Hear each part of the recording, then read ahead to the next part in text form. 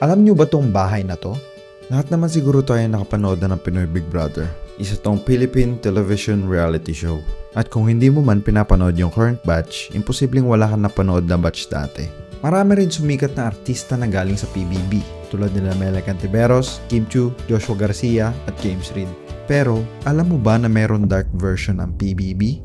Noong 1998, ang reality TV show na Susunod Den Pasyonan ay nagpa-raffle para mapili ang susunod nilang contestant para sa kanilang new show na A Life of Prizes. At merong 20 contestant na sumali sa paraffle na to. Pero hindi alam ng mga contestants kung anong game show ang kanilang sasalihan. At dito nila nabunot si Nasubi. Sino si Nasubi? Ang tunay na pangalan ni Nasubi ay Tomoaki Hamatsu. Tinawag siyang Nasubi or Eggplant kasi yun ang pinantatakip sa kanyang ari ng mga editor at yung ulo niya daw ay Hugis Nasubi. Pero tayo, tawagin natin siyang Talong. Pagkatapos niya mabunot ay blindfold siya at tinakpan din ang kanyang tenga. At tinala kaagad siya sa isang apartment at dito na nagsimula ang isang taong reality game show ni Talong. Hindi siya pinag-impake, wala siyang dalang extra damit o pagkain. Ang kanyang dala lamang ay ang kanyang sarili. At ito pa ang masaklap. Kanyang suot nung dinala siya sa apartment ay pinatanggal din.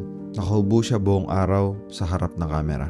Ang tanging meron siya sa apartment na to ay shower, radyo, telepono, kalan, lababo, mga magazine, mga postcards, isang maliit na lamesa at isang unan. Walang kama, kumot at pagkain. Paano siya kakain? Ang tanging paraan para magkaroon siya ng gamit o pagkain dito sa apartment ay sa pamamagitan ng sweepstakes o tayaan doon sa magazine. Parang giveaway contest at para doon yung mga postcards. Para makalabas siya sa apartment at matapos ang kanyang game show, kailangan niya manalo ng 1 million yen worth na gamit sa tayaan sa magazine. Ang value ng 1 million yen noong 1998 ay katumbas ng 429,000 pesos with inflation adjusted ngayon. Ito ang challenge ng show, na mag-survive gamit lang ang giveaway sa mga magazines. Parang si Mr. Beast yung producer netong show na to. Pero imbis na Mr. Beast na mabait, Mr. Devil ang bagay sa kanya. Siya mismo nagsabi kung may God of Television, siya ang Devil ng television. Ang unang ginawa ni Talong sa game show ay takpan ng kanyang sarili. At ang pinakaunang giveaway contest na sinalihan niya ay ang apron giveaway. Kaso, hindi siya nanalo dito. Dumaan ng ilang araw na wala siyang kausap at interaksyon sa ibang tao. At higit sa lahat, wala pa rin siyang pagkain. Minsan may tumatawag sa telepono niya at kahit saglit lang, ito ay mahalaga pa rin dahil may nakakausap siyang tao. Pero ang nakakalungkot na nangyari sa kanya ay may kumatok na delivery man ng ramen, kaso sinabi na nagkamali lang ng address. Ilang araw na naman ang dumaan at sa wakas, nanalo na si Talong ng una niyang prize. Ang napalanunan niya ay 12 pots ng fiber jelly. Nakapag-fill up na rin siya ng total of 5,748 entries sa una niyang buwan sa loob. Ang naging second prize niya naman ay 5 kilong bigas, kaso wala naman siyang rice cooker o kahit lalagyanan ng bigas pang saing. Kaya sinubukan niyang kainin ng hilaw. Pero dahil desperado na si Talong, ginamit niya yung lalagyanan ng fiber jelly tapos dinikit niya to sa kalan para subukan maluto yung bigas. At gumana to, hindi man sobrang luto yung kanin at medyo malabnaw pa, para kay Talong, ito ay sapat na. Sa unang buwan ni Talong, ito ang mga napalanunan niya. 2,000 yen, sabon, spaghetti na delata pero wala rin siyang can opener o kutsilyo man lang pambukas nito. At nanalo rin siya ng bike na hindi niya magamit sa liit ng kanyang apartment. Naging source ng dopamine at excitement sa kanya ang doorbell ng mga delivery man sa apartment niya. Ito lang kasi yung oras na nabibigyan siya ng gamit o pagkain at ito lang din yung way na pag-interact niya sa ibang tao. At sa loob ng 3 buwan, sa wakas, nanalo na siya ng 1 perasong saplot ng damit. Ang kanyang napalanunan ay isang gamit na panty. Kahit pambabae ito at nakakahiyang suotin, sinubukan niya pa rin para lang may pantakip siya sa kanyang ari. Kaso, maliit ito at hindi nagkasya sa kanya. Ngayon lang din si Talong nakakuha ng toothbrush at toothpaste. After 3 months, makakapagsipilyo na siya. Nanalo rin siya ng 14-inch wide TV pero walang antena o mga cable. Static lang ang pwede niyang mapanood sa TV. Nagkaroon din siya ng isang bala ng PlayStation 1 pero yung CD lang, walang PS1. Nakakuha rin siya ng stuffed toy na seal at pinangalanan niya tong Binaso. At ito lang ang naging kasamahan niya sa apartment.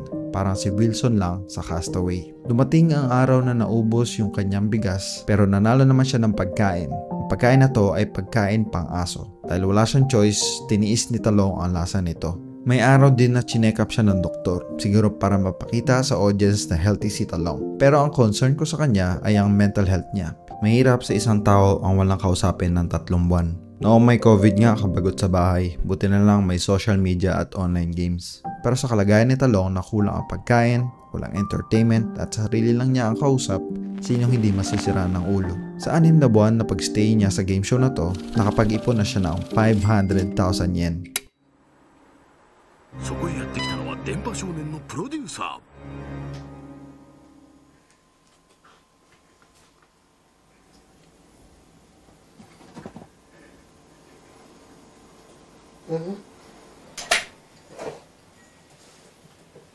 久しぶりだな。 At dahil mas sumikat pa tong game show na to, nalaman ng mga local news media kung saan apartment nag-i-stay si Talong. Kaya ginising ng mga producer si Talong sa gitna ng gabi.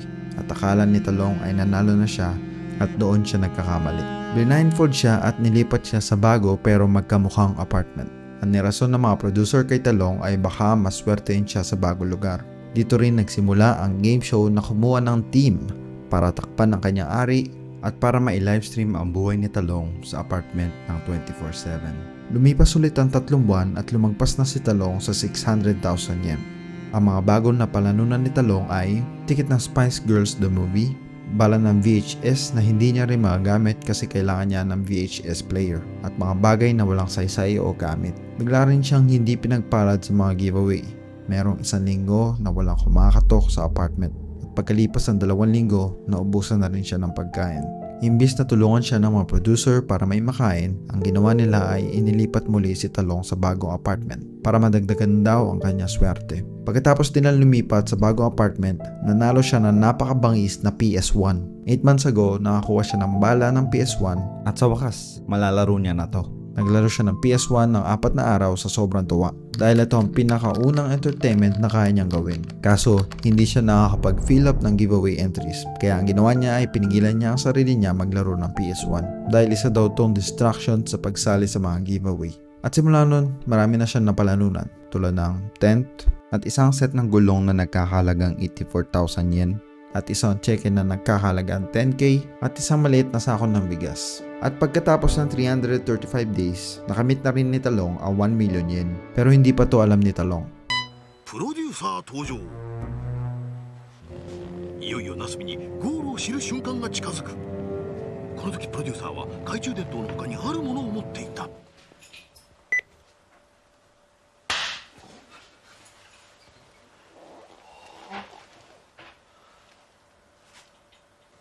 At kinabukasan, ginising siya gamit ang pagputok ng party popper sa kanyang muka. At sinabi na sa kanya ang magandang balita na siya ay nanalo na. Pagkatapos ng 11 months ay binigay na ulit kay Talong ang kanyang mga damit. Kaso, sa tagal niyang walang suot, hindi siya naging komportable sa damit at parang nangangati daw siya sa suot niya. Muli siyang blindfold at tinakpan ng tenga. At pagtanggal nito, nasa isang amusement park na siya sa Korea. Binigyan siya ng isang araw ng mga producers para mag-enjoy at i-celebrate ang pagkatapos niya ng game show. Pinagsanggip siya at pinakain siya ng masasarap na Korean foods. Bago matapos ang araw ni Talong ay blindfold ulit at tinakpan ng kanyang tenga. At pagkatanggal ng blindfold sa kanya, ay nasa isang apartment na naman si Talong. Puro Korean magazine, postcards, isang maliit na table at isang balot ng kimchi. Laking gulat ni Talong bakit na naman siya nasa isang apartment. Siya ay naguguluhan at nagtataka bakit hindi pa siya tapos sa game show. Nasa harap ni Talong ang producer ng game show at ang unang bukang bibig nito ay hubad. At mayroong isang tanong ang producer, kaya ba ng tao mamuhay sa Korea gamit ang giveaway prizes? Nanlumo si Talong sa kanyang narinig at para bang nangihina dahil alam niyang magtitiis na naman siya sa loob ng apartment. Sa sobrang sikat ng game show na to, ayaw pa ng mga producers na matapos yung game show. Sobrang laki ng kinikita nila kaya gusto nilang pahabain yung pagstay ni Talong sa apartment. Kaya trinap si Talong sa Korea at ang bagong goal niya ay makapag-ipon pambili ng plane ticket pauwi sa Japan gamit ang mga sweepstakes o giveaway contest sa Korea.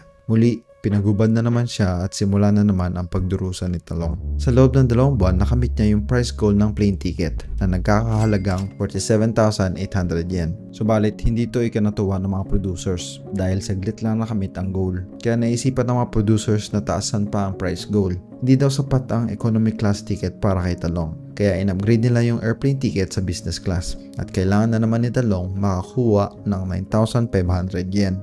Tandaan nyo, hindi alam ni Talong na natapos niya na yung price goal. Sadyang tinataasan na lang kusa ng mga producer yung kailangan niya maabot na price. At dahil pabor kay Talong ang tadhana, nanalo siya ng 2 napakamahal na tsaa na nagkakahalagang 14,000 yen. Kaya ang total worth na niya ay 61,800 yen. Ang laki ng nilagpas ni Talong sa kanyang goal. At kaya niya na makauwi gamit ang kanyang business class plane ticket. Pero dahil hindi pa to sapat sa mga producer, kailangan daw ni Talong ng first class plane ticket. Kaya tinaasan ulit ng mga producers ang goal. Pero hindi ito naging problema kay Talong. Saglitan lang ay nakamit niya kaagad ang goal. Nanalo siya ng buhay na octopus at isang malaking picture frame. At sa wakas, makakauwi na si Talong gamit ang kanyang first class airplane ticket. Sa muli, blindfold ulit siya at tinakpan ng tenga. Dinala siya sa isang maliit na kwarto at pagkatapos siya iwan ng producers nang walang sinasabi kung saan nagubad si Talong. At mamaya lamang ay biglang nag-collapse ang kanyang kwarto at dito na bumungad ang audience at pinati siya ng congratulations. Hindi siya masaya o galak sa nakikita niya. Siguro naisip niya kung totoo ba lahat ito. At doon nagtatapos ang game show na A Life of Prizes. At di kalaunan, ang show na susunod din pa shonen ay nagsara matapos ang ilang taon. Para sa'yo, nanalo ba talaga si Nasubi? Ipagpapalit mo ba ang iyong kalayaan para sa premyo na 4,324,207 pesos sa loob ng 15 buwan?